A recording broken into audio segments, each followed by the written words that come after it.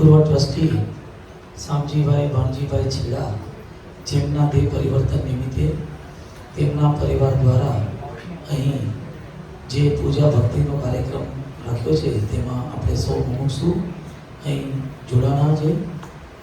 શામજીભાઈ વિશે આપણા ટ્રસ્ટીઓ બધાને ખ્યાલ છે કે પણ આપણા ભૂતપૂર્વ ટ્રસ્ટી હતા અને જ્યારથી આપણા જીન મંદિરમાં ટ્રસ્ટી તરીકે જોડાણા ત્યારથી આપણા જીન મંદિરના પ્રમુખ હતા નગીનદાસ હિંમતલાલ ડગલી અને સેક્રેટરી ગિરધરભાઈ ઠાકરસિંહ મોદી, તે બંનેની સાથે મળી હાથમાં હાથ મિલાવી અને આ મંદિરના દરેક કાર્યોમાં શામજીભાઈએ ખૂબ જ પોઝિટિવ અને સાથ સહકાર આપણને અહીંયા આપ્યો હતો.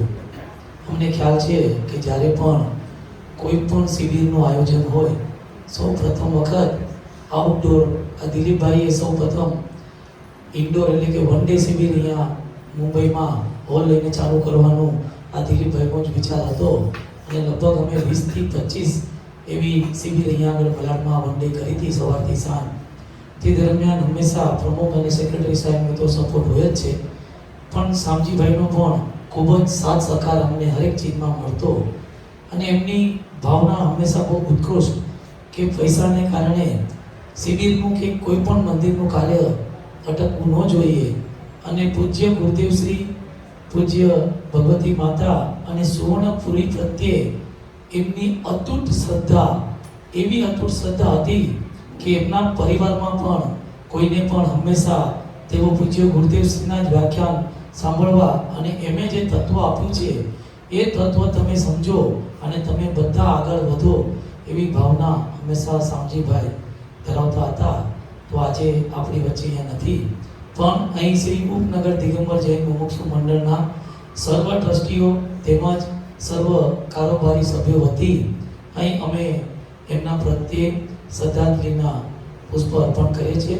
હું અહીંયા આગળ એમના વિશે બોલવા માટે દિલીપભાઈ મોદીને અહીં 2 શબ્દ બોલવા માટે હું આમંત્રણ આપું છું. શામજીભાઈ એટલે સરળ પ્રકૃતિ, શાંત અને બધી ચીજોમાં પ્રોત્સાહન આપે.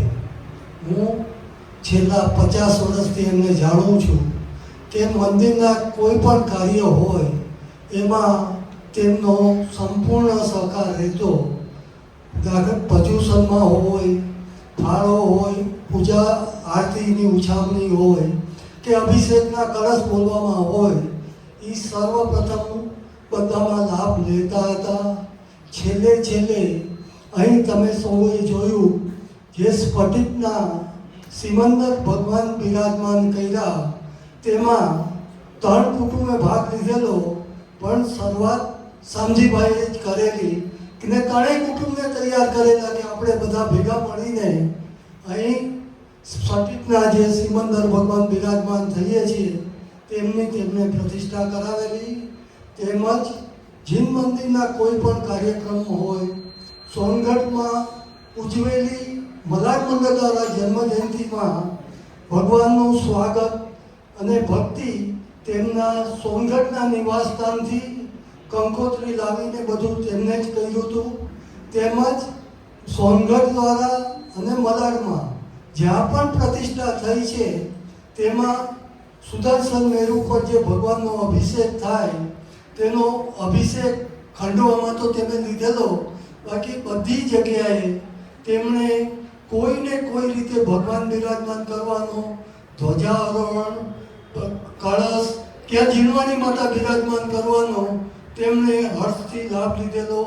તેમના પ્રત્યે હું અમારા મંડળોથી ટ્રસ્ટીગણ વતી આદરજ્ય વતી એમ જ કહું છું કે તેમને અમારી મંડળની કોઈ પણ મીટિંગ, કોઈ પણ કાર્યમાં અમને હંમેશા પ્રોત્સાહિત કર્યા છે અને હું એવી જ ભાવના ભાવું છું કે જેમ તેમણે પૂજ્ય ગુરુદેવ અને પૂજ્ય માતાજીની વાણી જે આનંદથી હર્ષથી સાંભળી છે તે તેઓ અવશ્ય મુક્તિને ભાજન કરશે.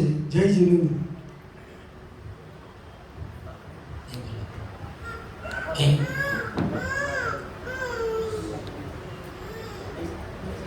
Thank you.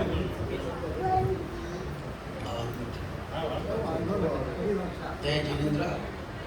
શ્રી ઉપનગર મુમુક્ષુ જૈન મંદિર મલાડ વર્ષોથી અમારો નાતો છે. અમે નાનપણથી ઉછર્યા છીએ ત્યારથી અમને બે જ વસ્તુ બતાડી છે કે એક ગુરુદેવને એક બેનશ્રીબેન. મારા પગના પાયા એટલા મજબૂત થઈ ગયા છે કે હવે આ હાલે એવા નથી. અને રાતના ફેક્ટરીથી આવે તો ધંધાની વાત એક પણ પૂછે નહીં, પણ એમ જ કે આજે આખા દિવસમાં સારું કામ કયું કર્યું. અને છેલ્લે સુતા સુતા એ ત્યારે ગુરુદેવ આ કહેતા હતા, ગુરુદેવ આ કહેતા હતા. અને એક વસ્તુ જરૂર કહેતા હતા કે આવા ગુરુ નહીં મળે, ધ્યાન કરજે. આ પંચમ કાળમાં અતિશય દુષ્કર્મ કાળ છે. આવા ગુરુ મળવા અતિ મુશ્કેલ. કે વસઈની ખાડીમાં 1 રૂપિયો મળી જશે એ તો મળશે નહીં જ, પણ ગુરુદેવ તો નહીં જ મળે.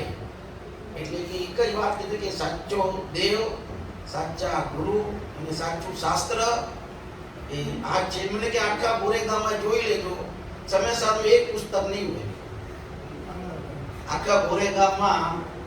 કે એટલે આ એવા પુણ્યનો ઉદય છે કે આપણે થોડુંક સમજો. અને એક જ તપ મોટામાં મોટું કહેતા હતા કે સ્વાધ્યાય સ્વાધ્યાય ને સ્વાધ્યાય, એનાથી ઉપર કોઈ તપ નથી અને થવાનું નથી. એટલે મલાડ મંડળ, અમારું કુટુંબ મલાડ મંડળ, ભૂપેન્દ્રભાઈ, મુકુંદભાઈ, મનુભાઈ પાયાણી જે હંમેશા અમારે ઘરે આવતા હતા. અને સર્વે ટ્રસ્ટીગણ હું આભાર માનીએ છીએ. સદાય છેડા પરિવાર તમારું જોડી લેશે. હા.